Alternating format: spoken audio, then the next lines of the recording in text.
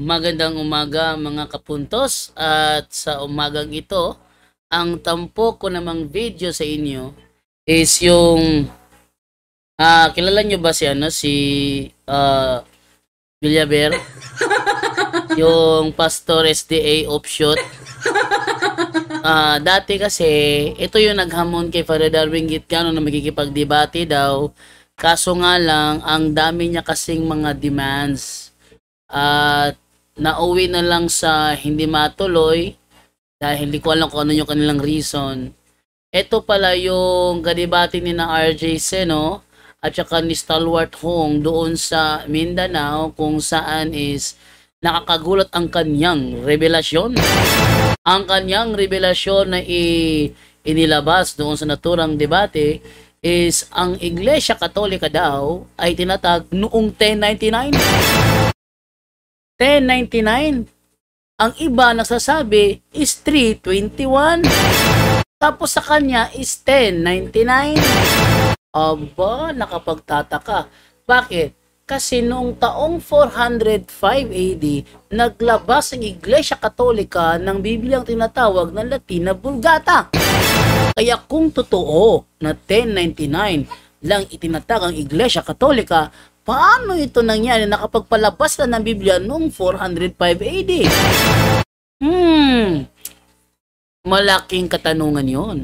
Pero bago muna yan, no, sa mga bago pa po sa aking channel, please po don't forget to hit the subscribe button, the notification bell para maging notified kayo sa bawat video na ilalabas ko sa channel kong ito. Kaya at italak kayo yung sinabi nyo ni Israel Villaver na 1099 lang daw lumabas. So at ibibigay kay Kaburno ang pagkakataon para buweltahan, banatan, birahan yang si Israel Villaver ng SDA offshoot. Okay? So huwag na po natin patagalin. Simulan na po natin.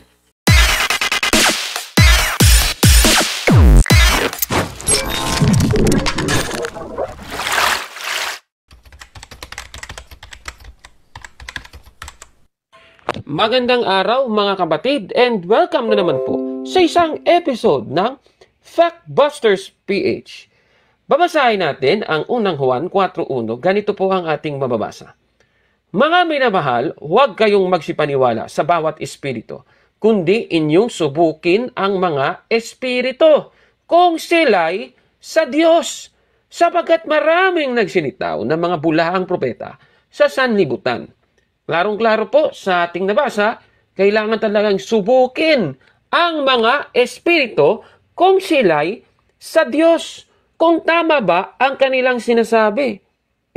Sa ating episode ngayon, tatalakayin natin itong isang evangelist ng Seventh-day Adventist Church na papangalanan na natin.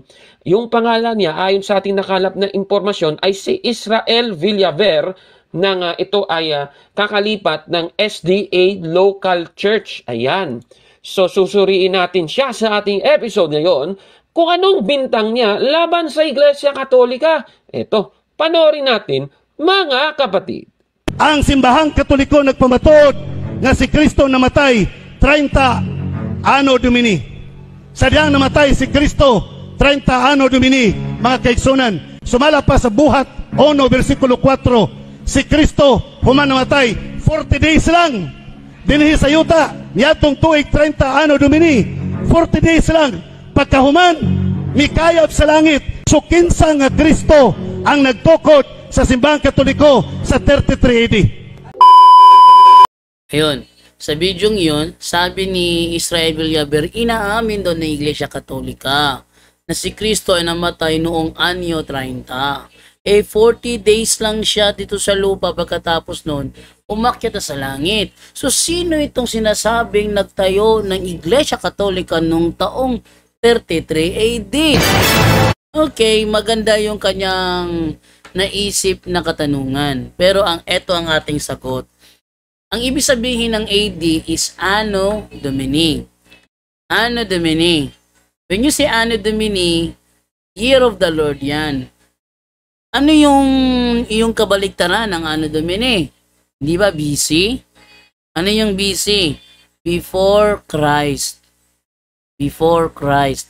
Ang tanong, nung ipinanganak si Kristo at nasa mundo na, before Christ pa rin ba? Ha? Before Christ pa rin ba? Ipagpalagay natin siya ay pinanganak noong 4 BC. Ang tanong, nung siya ay nag 1 year old ba? 3 BC pa rin? Oh. Nung siya ba ay nag 2 years old is 2 BC pa rin? Ano ba naman yan? Nandyan na nga eh. Nandyan na nga ang Kristo, isang taon na, BC ka pa rin ng BC? Mukha yatang wala sa calculation ng mga taong ito. Malaki na si Kristo, 3 years old, BC ka pa rin. Di na pwede yun. Pag sinabing BC, before Christ, nandyan na ang Kristo, mabibisi ka pa rin. Hindi na pwede.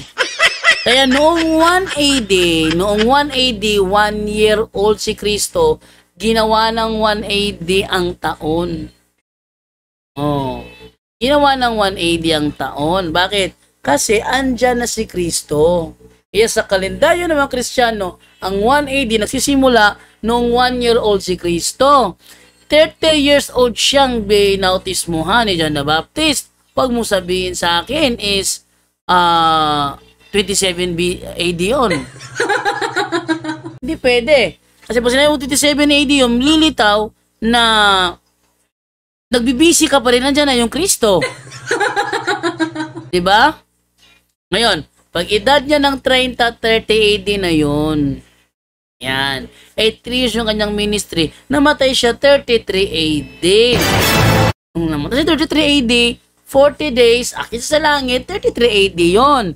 Tapos on 50th day, Day of Pentecost, meron pa nangyaring Day of Pentecost nung ano? Dun sa ano? Kaya eto ngayon, 50 days after namatay si Kristo, Pentecost. Binuo siyang Holy Spirit. Binuo siyang Holy Spirit, it is considered the birthday of the church. Ayun sinasabi doon sa The New Book of Knowledge Encyclopedia.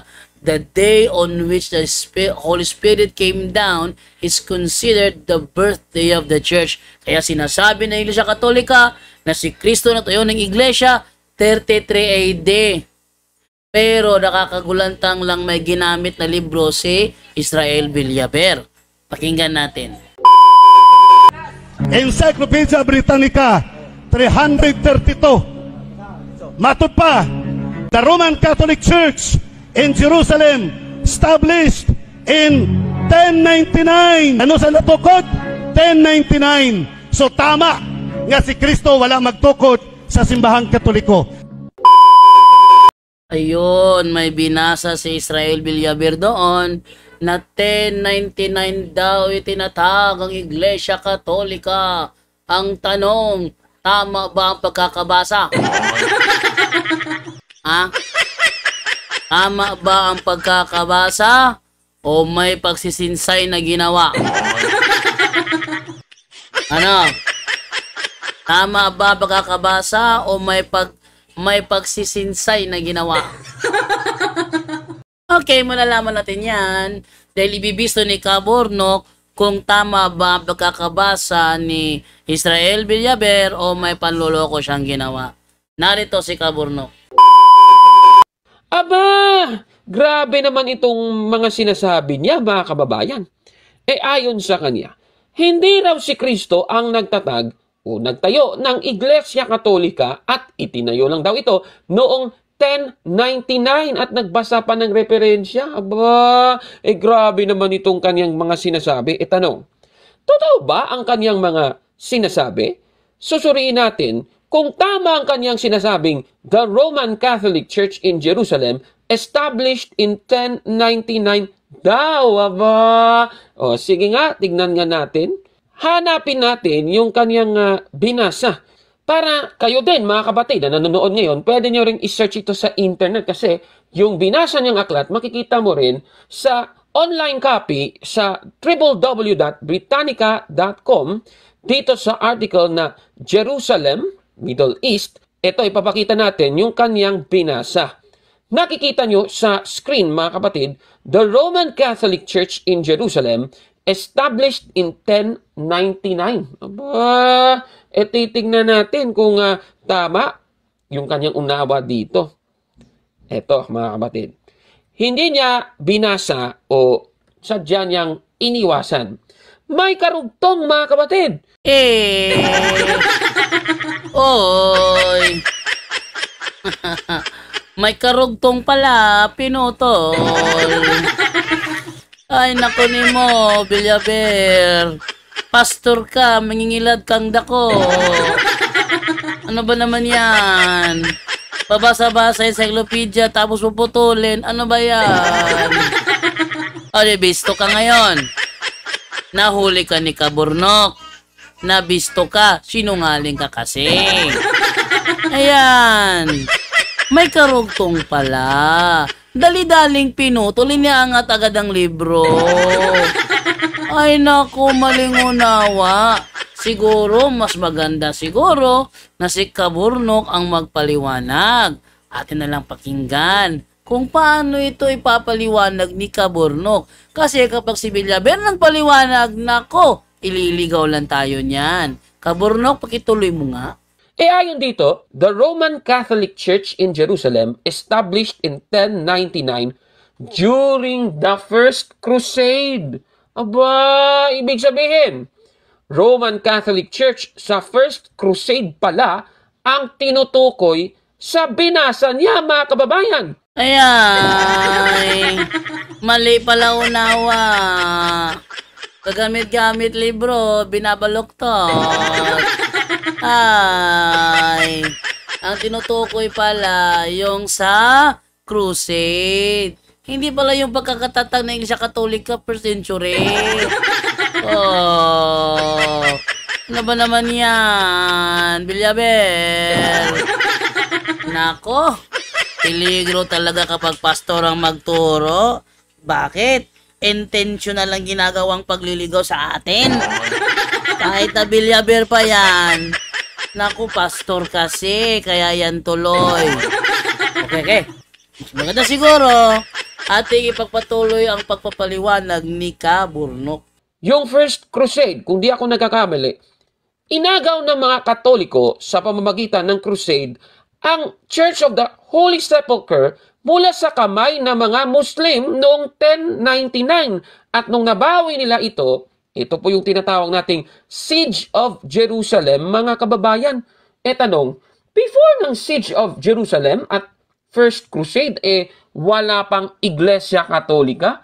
Paano nabawi ng Iglesia Katolika ang Church of the Holy Sepulchre mula sa mga Muslim noong 1099 kung noong 1099 lang natayo ang Iglesia Katolika? Ayan. May palpak na naman. Naku, Villaber, dami mo namang palpak. Ha? Alain mo? Tama naman si Kaburnok. Kasi kung totoo talaga, nasa 1099 lang na itatag, paano mababawi nila sa Muslim ang Church of the Holy Sepulchre? Ay, hindi naisip yan. Hindi napaghandaan. Kaya talaga, palpak ang paliwanag. Kasi hindi tumitingin sa bawat anggulo. Ayan tuloy. Nakita ang kapalpakan. Nako. O Kaburnok, tuloy mo. Isipin ngang mabuti. Nako, itong analysis talaga ng SDA evangelist na ito. Nako, kawawa naman. Tanong, totoo ba na noong 1099 lang itinayo ang Iglesia Katolika? Susuriin natin yan, mga kababayan, kung kailan itinayo ang Iglesia Katolika. Kung babasahin ang Biblia, pinahintulutan tayo ng banal na kasulatan na gumamit ng aklat kasaysayan at mababasa natin yan sa Job 8:8 ng The Living Bible. Ganito ang ating mababasa. Read the history books and see. Hindi na tayo dapat lumayo pa. Gagamitin natin yung kanyang binasa din. The New Encyclopedia Britannica, Volume 10, 15th edition. Isinulat noong 1991. Sa page 149, ganito po ang ating mababasa. Roman Catholicism, a Christian church, characterized by its uniform, highly developed doctrinal and organizational structure that traces its history to the apostles of Jesus Christ in the 1st century AD. Huli na naman. Nahuli na naman si Villaber. Nako. Tamo ha? 2 encyclopedia, iisa ang source, tapos pinagkontra ng pastor na to. Ay, ano ba naman yan? Ba't kasi manloloko eh? Pinapalito na Villaber dito. Isang libro, nagkukontrahan. Ay. Ano ba naman yan? Ginamit niya, Encyclopedia Britannica. Sabi daw doon, 1099 nagsimula ang Iglesia Katolika. Pero sa mismong libro, inaamin na Iglesia Katolika nagsimula 1st century AD. Ano yan? Nagkontrahan ng sariling libro? Ay, nako ni mo Villaber, kapataka raman juga diha. Pasagad ka man lang mo na resulta. Yan ang resulta sa panloloko sa kapwa. Ay nako. Ay, pataka ka man lang diha. So, ako naniniwala ako na ang pagbasa ni Villaber, yung pagputol niya, yun ang nagbigay sa kanya ng misleading panluloko kasi. Yan tuloy. Dinabisto na. Kung nandiyan pa yung may-ari ng ng Natural Encyclopedia, naku, masasapok tong si Villaber. Sabihin ng may-ari, ano ka ba? Sarili ko liw, pinagkukontra mo? Ayay, nako. Villaber, nako mo Villaber. Ewan ko na lang, basta sabadista, sinungaling talaga. No? Ano ba naman yan? O sige, Kaburnok, much better siguro Kaburnok, ituloy mo ang paliwanag. Napakaklaro naman na nakalagay dito, mga kababayan.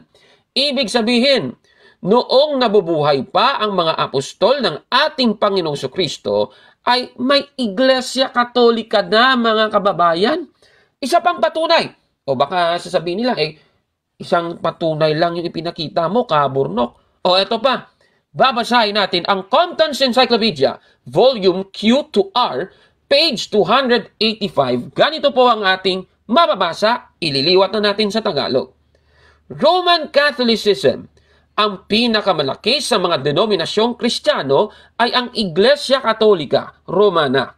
Bilang isang institusyon, ito ay eksistido na mula pa noong 1st century AD. Klarong-klaro talaga, mga kababayan.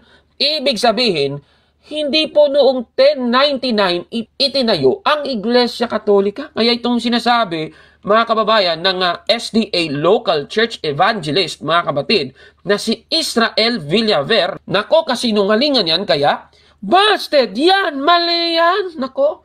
Ayan, busted yan. Busted na naman. Busted. Yan. Pataka nagtira. Pangilad pa more. Ay nako. Pastor Sabadista kasi. Walang ibang intensyon, manloko ng tao. Ay nako, Villaber. Ewan ko na lang sa'yo. O sige, Kaburnok, tuloy mo. Talaga naman, oo. Tanong, sino ba ang nagtayo ng Iglesia Katolika, mga kababayan? Babasahin natin ang aklat na The New Book of Knowledge, Volume 16, page 287. Ganito po ang ating mababasa. Roman Catholic Church, ang kasaysayan ng Iglesia Katolika Romana ay nagsimula sa isang upper room sa Jerusalem. Noon pang 2,000 taon ang nakalipas. Mga 120 tao ang nagtipon doon. Sila ay mga tagasunod ni Jesucristo at sila ay naghihintay sa pagdating ng banal na Espiritu Santo na kanyang ipinangako na ipapadala niya mula sa langit. ang araw na kailan pumarito ang banal na espiritu ay ikinukonsidera na kaarawan ng iglesia. Ang simbahan ay maaaring ilarawan bilang ang lipunang itinatag ni Jesus na pinasigla ng Espiritu ng Diyos at inorganisa ayon sa isang estruktura na kanyang itinatag. Klarong-klaro mga kababayan, ibig sabihin, ang ating Panginoong Jesucristo po ang nagtayo ng Iglesia Katolika mga kababayan. At ayon sa Biblia, kung hindi ang Panginoon ang nagtayo, walang kabuluhan po yan mga kababayan. O diba? Ngayon, ang susunod na tanong mga kapatid, hanggang ngayon ba existido pa rin ang Iglesia Katolika? Kasi sabi ng iba, natalikod daw, natalikod. Gagamit muli tayo ng aklat kasaysayan. Babasahin natin ang aklat na Standard Encyclopedia, page 776 na isinulat pa yon noong 1896. Ganito po ang ating mababasa. Ang kasaysayan nito kasama ang Pastoral Commission na ibinibigay pagkatapos ng muling pagkabuhay ni Kristo kay Apostol San Pedro na noong mga taong 67 ay tinatakan ang kaniyang mga apostolikong gawain sa pamamagitan ng pagkamartir sa lungsod ng Roma, kung saan ang kaganapan ay nakalakip sa kanyang katungkulan sa see na iyon. Mula noon hanggang sa Reformasyon, ang kasaysayan ng Roman Catholic Church ay sa katunayan ang kasaysayan ng Kristyanismo. Ayan. Hindi pala yung kasaysayan ng SDA. Yung palang kasaysayan ng Iglesia Katolika, yun pala ang kasaysayan ng Kristyanismo. Hindi pala ng kasaysayan ng SDA. Ayay. Nako. Kaya hindi pwedeng angkinin ng mga protestanteng ito, ng mga sabadingding na ito, ang ating history ng Kristyanismo. Kasi hindi sila yan. Nako. Kaya, ewan ko na lang. So, puro sila claim, puro claim, founded by Christ daw. Wala naman sa Biblia. Sabi nila, kaya Katoliko, wala rin naman kayo sa Biblia. At least, sa history, meron kami. Kayo, meron ba? Kaya, wawa naman. Hindi mabawi ang kanilang kahihiyan. Nakalain mo? May history, may encyclopedia, walang nagsasabi na itong Seventh-day Adventist tatang ni Kristo. Pero claim ng claim. Ayay! Maya naman kayo sa balat nyo. Tingnan naman yung pagmumukha nyo. Ang layo sa totoo. O sige, Kaburnok. Ituloy mo. Klarong-klaro talaga mga kababayan. Ibig sabihin, wala pong naganap na pagtalikod sa Iglesia Katolika. At ang kasaysayan ng Iglesia Katolika ay siyang kasaysayan ng Kristyanismo, mga kapatid. Yan po ang ating patunay na talagang itinayo ng ating Panginoong Jesucristo noong unang siglo ang Iglesia Katolika, mga kababayan. Ano masasabi ninyo sa ating episode po ngayon? Paki-comment po sa baba, mga kababayan. O yan, paki-comment daw sa ibaba kung ano ang masasabi nyo sa episode na ito ni Kaburnok na akin namang tinalakay. No, ang dami palang kapalpakan nitong mga dingding na ito. No? Ang dami palang kapalpakan na pinagagawa nila. Pati ba naman history, babaluktutin pa. Hindi obra yan. As long as nandyan ang Factbusters PH, kung sino man kayo, bistado lahat kayo. Ayan, di magandang episode. Mamayang gabi pala, papalala na din ha.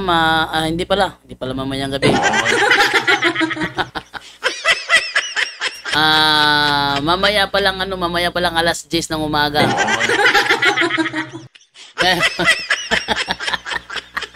Meron tayo panibagong episode na kakaabangan ninyo. So, tingnan nyo na lamang po yung aking YouTube channel kung ano yung nandoon na upcoming live sa alas 10. Malaman nyo yan. Search nyo lang, open nyo lang yung YouTube channel, yung YouTube ninyo. Search nyo lang sa YouTube nyo yung Jando Alabado. At lalabas po yung yung mga related sa akin, pati na yung channel ko lalabas yun. Click nyo na lang, malalaman nyo kung ano yung may nakalagay doon, notify me o upcoming live. Abangan nyo na lamang po yan kung ano nakalagay doon. At paki-share na lamang po ninyo para dumami yung manunood sa akin habang tayo ay nasasagawa ng ating live. Maraming salamat po at ito po si John Doe Alabado. Kita-kits po tayo mamayang alas 10 ng umaga sa aking live dito lamang sa Straight to the Point. Straight to the Maraming point. salamat po and bye-bye.